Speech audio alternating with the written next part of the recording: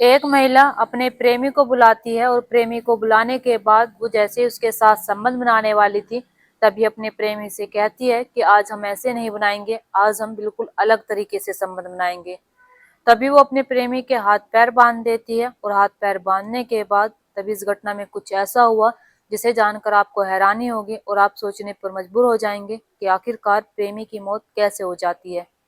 क्या हुआ है इस घटना में, क्या नहीं, ये जानते हैं हम इस घटना के माध्यम से। चले तो बिना देरी के इस घटना को शुरू करते हैं।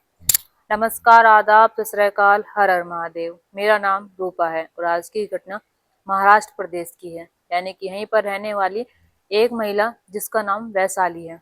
वैशाली जिसकी शादी आज से 5 साल पहले हुई है। 5 साल में उसके 2 साल का बच्चा हो जाता है। अब जैसे वैशाली की शादी को 5 साल हो जाते हैं तो वो देखती है कि जो उसका पति है वो उससे प्यार नहीं करता है। कि वैशाली के बहुत सारे सपने थे। वैशाली चाहती थी कि जो उसका पति है वो उसे बॉयफ्रेंड की तरह ट्रीट करे, उसे नए नए तोहफे ला कर दे और उसे हर दिन प्यार करे। लेकिन जो पति होता है वो काम पर जाया करता था। वो काम के चलते हुए वो अपनी पत्नी को टाइम नहीं दे पाता है। तो वैशाली सोचने लगती है कि जिससे उसने शादी की है वो उसके लायक नहीं है और जिससे उसने शादी की है वो उसके साथ खुश नहीं है। यानी कि अपनी खुशी ढूंढने के लिए शादी के 1 साल बाद ही उसके ही पड़ोस में, उसके ही गांव में रहने वाला एक व्यक्ति जिसका नाम प्रताप है, उसके साथ रिलेशन में आ जाती है। यानी कि इन दोनों की पहले मुलाकात होती है, ये दोनों दोस्ती करते हैं। वैशाली सारी चीजें अपनी प्रताप से शेयर करती है, प्रताप भी सारी चीजें शेयर करता है। और प्रताप जैसे ही देखता है कि जो वैशाली है वो अपने पति के साथ खुश नहीं है, उसकी शादी को 1 साल हो गया है, लेकिन 1 साल के अंदर ही उन दोनों में थोड़ी अनबन होती है। वैशाली बताती है कि जब उसने शादी की थी तो उसके बहुत सारे अरमान थे। वो चाहती थी कि जो उसका पति है वो उसे बॉयफ्रेंड की तरह ट्रीट करे, लेकिन जो उसका पति है वो उसे बॉयफ्रेंड की तरह ट्रीट नहीं करता है, एक पति पत्नी की तरह ट्रीट करता है। तभी जो प्रताप है वो उसे अपनी बातों में लेता है, वैशाली को। और बातों में लेने के बाद इन दोनों को एक दूसरे से प्यार हो जाता है। और वैशाली भी जब प्रताप को देखती है तो कहीं ना कहीं से उम्मीद की किरण दिखाई देती है और सोचने लगती है कि प्रताप ही उसका प्रेमी है और प्रताप के साथ ही साथ उसकी शादी होनी चाहिए थी। अब जो वैशाली है वो प्रताप के साथ रिलेशन में आ जाती है। अब प्रताप कहता है कि मुझे तुम्हारे साथ संबंध बनाने हैं। तभी वैशाली का जो पति था वो घर पर नहीं रहता था, इसलिए उसे कोई भी दिक्कत नहीं होती है। वो अपने प्रेमी प्रताप को घर पर बुला लेती थी और कभी कभी जब भी उसे समय मिलता था तो वो प्रताप के साथ मिलने के लिए होटल चली जाया करती थी, वहां पर घूमा करती थी, फिरा करती थी और खाना पीना खाने के बाद, संबंध बनाने के बाद अपने घर पर आ जाती थी। धीरे धीरे करके समय गुजर रहा था और जैसे धीरे धीरे करके समय गुजर रहा था, इन दोनों को एक दूसरे के साथ रहते रहते कई साल हो जाते हैं।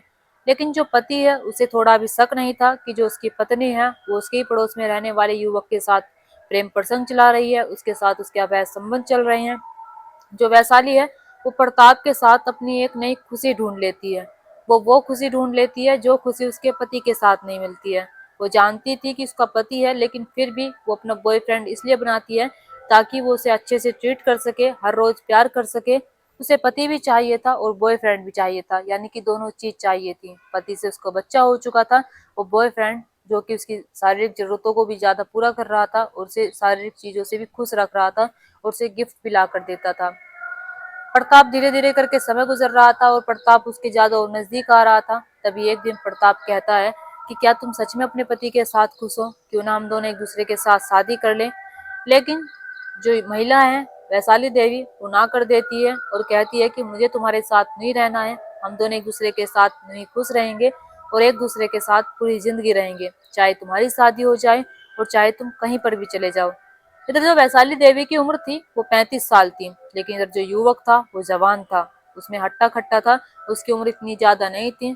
इसलिए जो प्रताप है वो अपनी प्रेमिका को वो खुशी दे रहा था जो उसका पति नहीं देता है। अब ऐसे एक दिन जो वैशाली देवी है वो उससे कहने लगती है प्रताप से कि क्यों ना हम अलग तरीके से संबंध बनाए, हम हर रोज तो मिलते हैं, अब नया साल भी आ रहा है, नए साल पर जो प्रेमी है अपनी प्रेमिकाओं को गिफ्ट देंगे और मैं तुमसे गिफ्ट के तौर पर सिर्फ एक चीज मांगती हूँ कि अब की बार जब भी हम मिलेंगे तो हम दोनों एक दूसरे के साथ यूनिक तरीके से संबंध बनाएंगे, एक दूसरे के साथ अच्छे से रहेंगे। प्रताप भी इस चीज के लिए तैयार हो जाता है। प्रताप को और ज्यादा खुशी होती है कि जो उसकी प्रेमिका है कितनी रोमांचक है। प्रताप की जो प्रेमिका है वो उससे खुद कह रही है कि हम एक यूनिक तरीके से संबंध बनाएंगे और ये मिलने की जगह भी देख लेते हैं। और मिलने की जगह देखने के बाद ये नागपुर की एक जगह है, वहां पर रिजोर्ट लेते हैं। और रिजोर्ट लेने के बाद प्रताप पहुंचता है और इधर जो वैशाली देवी है ये पहुंच जाती है। ये दोनों जैसे वहां पर पहुंचते हैं, पहुंचने के बाद पहले थोड़ी बातें करते हैं। बातचीत करने के बाद जो वैशाली देवी है वो अपने प्रेमी से कहती है कि तुम मेरे लिए क्या कर सकते हो। तभी प्रेमी कहता है कि मैं तुम्हारे लिए वो सब कुछ कर सकता हूँ जो तुम्हारा पति तुम्हारे लिए नहीं कर सकता। मैं तुम्हें वो खुशी दे सकता हूँ जो तुम्हारा पति तुम्हें नहीं दे सकता। इधर वैशाली ये चीज सुनकर बहुत खुश होती है। वैशाली कहती है कि मैं जानती हूँ कि तुम मुझे वो खुशी दे सकते हो जो मेरा पति मुझे नहीं दे रहा है, और मेरे पति ने इतने सालों में मुझे इतना खुश नहीं किया है जितना तुमने मुझे कुछ सालों में कर दिया है। इसलिए मैं चाहती हूँ कि तुम्हारी खुशी को देखते हुए मैं आज तुम्हारे साथ यूनिक तरीके से संबंध बनाऊं। मैं तुम्हारे साथ उस तरीके से संबंध बनाऊं जिस तरीके से हर एक लड़के की इच्छा होती है। यानी कि जो प्रताप है वो अपने घर से रस्सी लेकर आया था। इधर जो महिला है वैशाली देवी वो रस्सी लेती है। रस्सी लेने के बाद जो प्रताप है उसी कुर्सी पर बैठा देती है, और जैसे प्रताप कुर्सी पर बैठ जाता है तभी ये इसके हाथ पैर बांध देती है। प्रताप के हाथ पैर बांधने के बाद ये उसके साथ अनैतिक तरीके से संबंध बनाती है। प्रताप भी इस चीज में साथ देता है, प्रताप भी मना नहीं करता है। प्रताप भी उसके साथ संबंध बनाता है। धीरे धीरे करके कुछ समय बीतता है, और कुछ समय बीतने के बाद जो वैशाली देवी है वो वॉशरूम चली जाती है। अब जैसे ही वैशाली देवी वॉशरूम जाती है तो वॉशरूम में थोड़ा सा टाइम लगता है उसे, और बाहर आने के बाद वो देखती है कि जो उसका प्रेमी है प्रताप वो नीचे पड़ा हुआ है, यानी कि जमीन पर पड़ा हुआ है। और जमीन पर जब पड़ा हुआ है वो उसे उठाने की कोशिश करती है तो प्रताप की जान जा चुकी थी। प्रताप इस दुनिया को छोड़कर जा चुका था। आनंद फानन में जो वैशाली देवी है वो रिजोर्ट के स्टाफ को कॉल करती है। स्टाफ वहां पर मौके पर पहुंचता है, पुलिस को इन्फॉर्म किया जाता है। पुलिस वाले मौके पर पहुंचते हैं। मौके पर पहुंचने के बाद पुलिस वाले देखते हैं कि जो लड़का है उसके हाथ पैर बंधे हुए हैं कुर्सी पर, और जो उसका गला था वो भी कुर्सी पर बंधा हुआ था। यानी कि इस तरीके से इन दोनों ने एक दूसरे के साथ ये सब कुछ करने का सोचा था। तभी वैशाली को हिरासत में ले जाता है, और हिरासत में ले जाने के बाद उससे पूछताछ की जाती है कि आखिरकार इसके साथ क्या हुआ और तुमने क्या किया। वैशाली कहती है कि साहब मैंने इसके साथ कुछ भी नहीं किया, मैं इससे प्यार करती हूँ, इसके साथ रह रही थी, और हम दोनों एक दूसरे को कई साल से जानते हैं। और आप कैसे कह सकते हैं कि मैंने इसके साथ कुछ किया होगा। और मैं तो खुद इसके साथ यहाँ पर आई थी, ये मेरे पास आया था, हम दोनों एक दूसरे के साथ मिल रहे थे, लेकिन जैसे ही मैं वॉशरूम में जाती हूँ तभी ये नीचे पड़ा हुआ मिलता है मुझे। अब पुलिस वाले जैसे ही सारी चीजें देखते हैं तभी पीएम आने का यानी रिपोर्ट आने का इंतजार करने लगते हैं। और जैसे ही पीएम रिपोर्ट आती है तो पुलिस वालों को पता लग जाता है कि जो युवक था वो जैसे यानी कि हड़बड़ाहट में उठने की कोशिश करता है तो उसकी जो चेयर होती है वो नीचे गिर जाती है।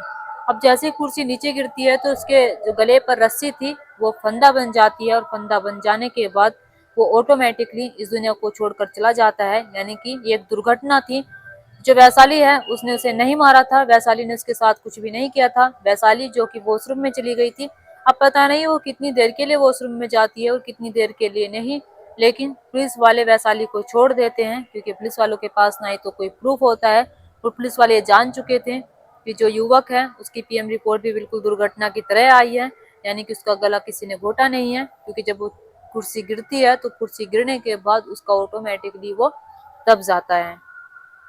लेकिन दोस्तों आप क्या कहना चाहेंगे इस घटना के बारे में, और आप क्या कहना चाहेंगे वैशाली के बारे में। वैशाली जिसका एक फैमिली थी, जिसका एक पति था, एक बच्चा था, वो ऐसे काम कर रही थी, लेकिन जैसे उसके पति को ये सारी बातें पता चली होगी तो वाकई में उस पर क्या बीती होगी, उसे क्या लगा होगा अपनी पत्नी के बारे में। इधर जो प्रताप है अगर वैशाली के साथ ये सारी चीजें करने के लिए मना कर देता तो शायद आज जिंदा होता, आज उसके साथ ये सब कुछ ना हुआ होता। लेकिन जो प्रताप है वो भी चाहता था कि वो वैशाली के साथ यूनिक तरीके से सब कुछ करे। आजकल बहुत सारे कपल हैं, हस्बैंड वाइफ हैं, बहुत सारी न्यूज़ देखने को मिलती हैं जो ऐसे ऐसे कारनामे करते हैं, ऐसे ऐसे कांड करते हैं, और ऐसे ऐसे कांड करने के बाद वो खतरनाक खेल ही खेलते हैं और ज्यादा कुछ नहीं। ऐसा ही प्रताप भी करता है और वैशाली भी करते हैं। अगर ये अपनी सूझबूझ के साथ ये सब कुछ ना करते तो वाकई में इनके साथ ये सब कुछ ना होता, और ये दोनों एक दूसरे के साथ जैसा चल रहा था ऐसे ही चलाए जाते। लेकिन कहते हैं ना कि एक ना एक दिन जो इसकी वैशाली का पति था उसे पता चल जाता कि जो उसकी पत्नी है उसके अवैध संबंध उसके साथ चल रहे हैं, और वो उस दिन पता चल जाता है। यानी कि इन दोनों को एक दूसरे के साथ रहते रहते 4 साल हो चुके थे। 4 साल से एक दूसरे के साथ बेहद खुश रह रहे थे, लेकिन ना जाने उसके मन में, उसके दिमाग में सारी चीजें कहाँ से आती है। और जो वैशाली है वो कहीं ना कहीं इस चीज के लिए प्रताप के करीब आती है। वो प्रताप के करीब इसलिए आती है क्योंकि उसका जो पति है उसे टाइम नहीं दे पा रहा था, उसका पति काम पर जाता था। इसलिए वैशाली प्रताप को अपना प्रेमी बना लेती है, और प्रेमी बनाने के बाद उसका जो प्रेमी होता है उसे बड़े अच्छे से ट्रीट करता था, बड़े अच्छे से रखता था। दोस्तों यहाँ पर आप प्लीज आप अपनी राय कमेंट बॉक्स में कमेंट करके जरूर बताना। दोस्तों इस कहानी और घटना को सुनाने का मकसद मेरा आपका दिल दुखाना नहीं था, आपको परेशान करना नहीं था, आपको घटना के बारे में बताना था, आपको सचेत करना था। आप अपने परिवार के साथ खुश रहिए। नमस्कार।